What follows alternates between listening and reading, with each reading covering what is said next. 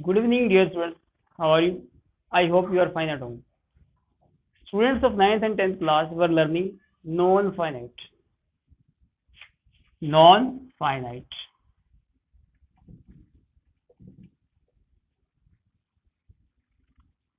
We have discussed what is non-finite and we were doing gerund.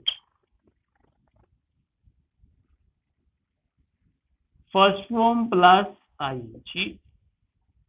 gerund का मतलब होता है first form plus ING noun का काम करे. नाउन का काम करे. The form of verb with ing which acts as a noun. The form of verb with ing which acts as a noun. जो नाउन का काम करे. क्रिया का वह रूप जिसमें आईएनजी लगती है और जो नाउन का काम करे उसे gerund कहते हैं.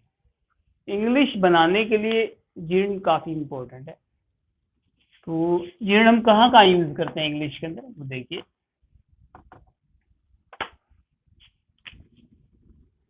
As a subject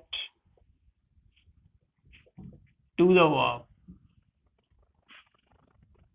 as a subject to the verb. क्रिया के कर्ता के रूप में. I swim is a good exercise. Swim is a good exercise. As a subject to the verb. Verb ये और एज ए सब्जेक्ट सब्जेक्ट के रूप में. क्रिया के सब्जेक्ट के रूप में नाउन का यूज करते हैं. Swimming.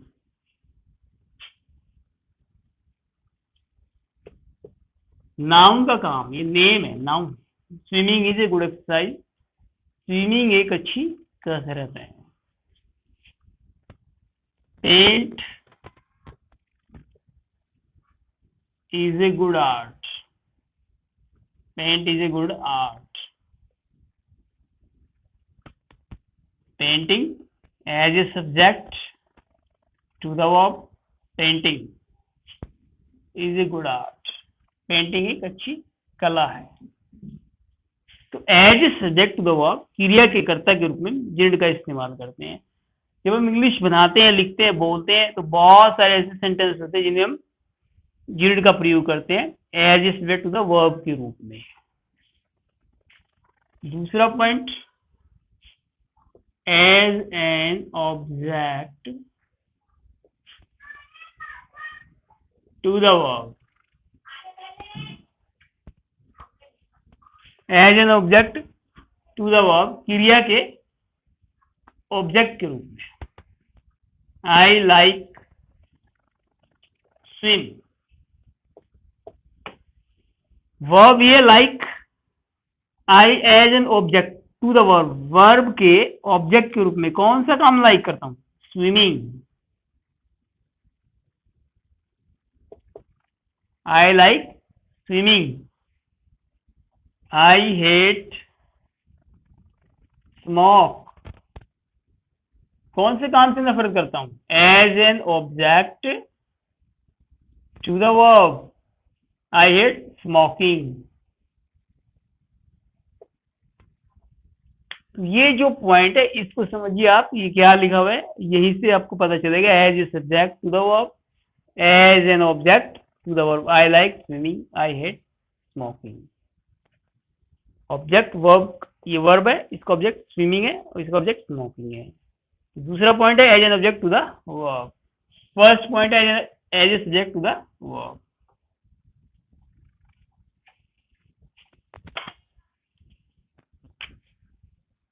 Third point, as an object of a preposition. preposition के ऑब्जेक्ट के रूप में. preposition we have done. He is fond of hunt. He is fond of hunt. preposition यहाँ पे ऑफ है, ऑफ है तो इसका जो fond of किसका शौकीन है, हंट का, हंटिंग। या ये कह लीजिए जब प्रेपोजिशन आ जाती है तो उसके बाद जो वर्ब आएगी वो आईएनजी वाली आएगी। ऐसे कह लीजिए he is fond of hunting, he is good at paint। Good at preposition है तो प्रेपोजिशन के बाद इसका ऑब्जेक्ट क्या है, पेंटिंग। गुड एट किसके ऑब्जेक्ट, गुड एट निपुण हूं किस काम में, पेंटिंग में।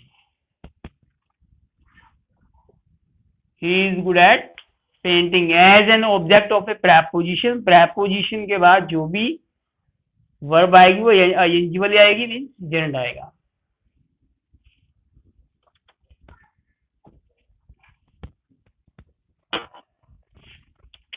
फोर्थ पॉइंट है as a B complement. Complement होता है पूरक, as a B complement. For example his only aim was cheat. यहां पर बी क्या है, ये बी है। मैं पहले बहुत बता चुका हूं आपको, बी इजमर वाजवर, ये बी के रूप है। इजमर और वाजवर बी की फॉर्म है, बी के रूप है।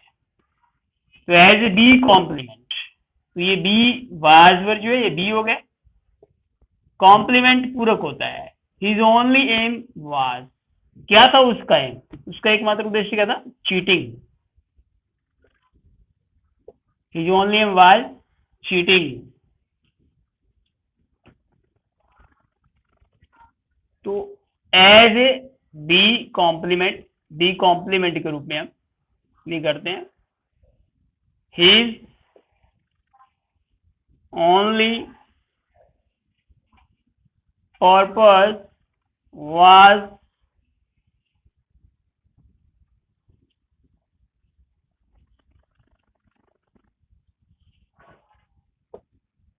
his only purpose was cheating। तो as a B complement, as a B complement, इसका एकमात्र उद्देश्य क्या था, चीटिंग करना था। तो एज ए बी कॉम्प्लीमेंट के रूप में हम यूनिट का प्रयोग करते हैं।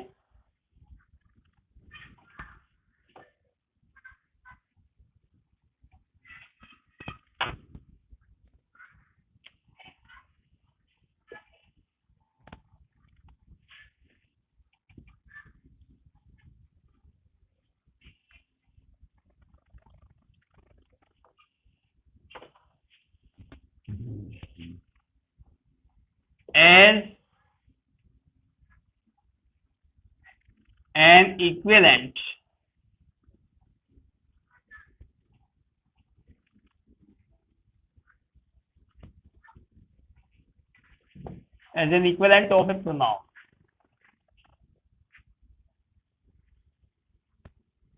or as a pronoun denominator, और यू कैन कह सकते हैं आप प्रोनाउन के समान अधिकरण के रूप में,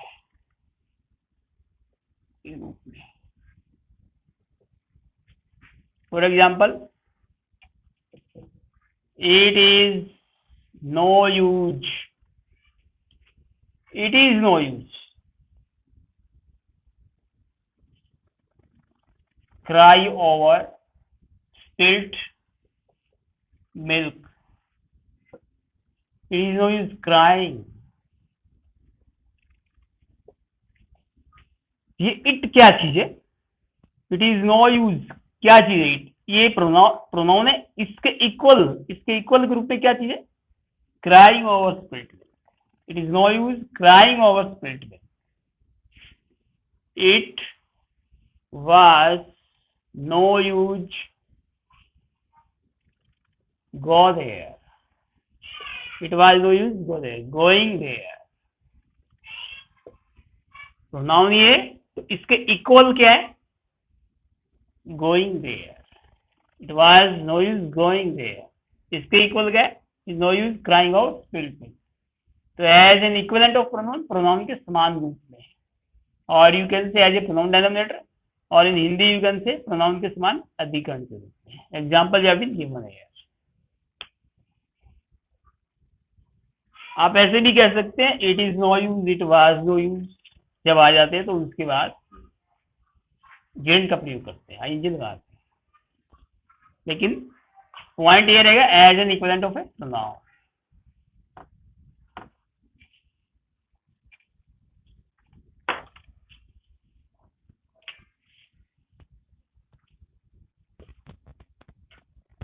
can not help, could not help, cannot help, could not help के बाद जीर्ण का प्रयोग करें, इनका प्रयोग करें। I can not help smoke. I can not help smoking. इसका मतलब है मैं धूम्रपान के बगैर नहीं रह सकता। I can not help smoking. He could not help laughing.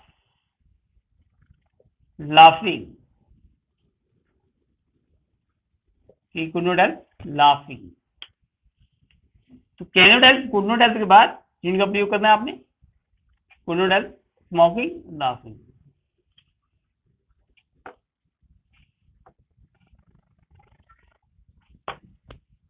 Some verbs, कुछ वर्ब हैं जिनके बाद आप जिन लगाएंगे। Avoid,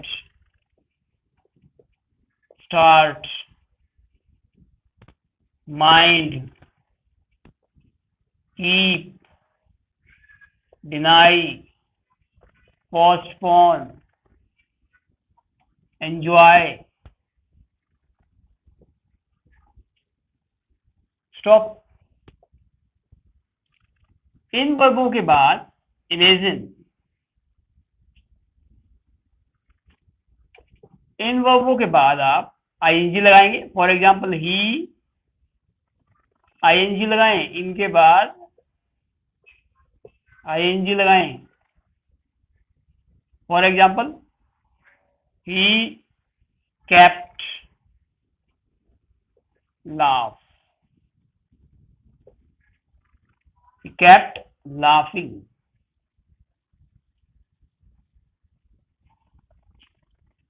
He started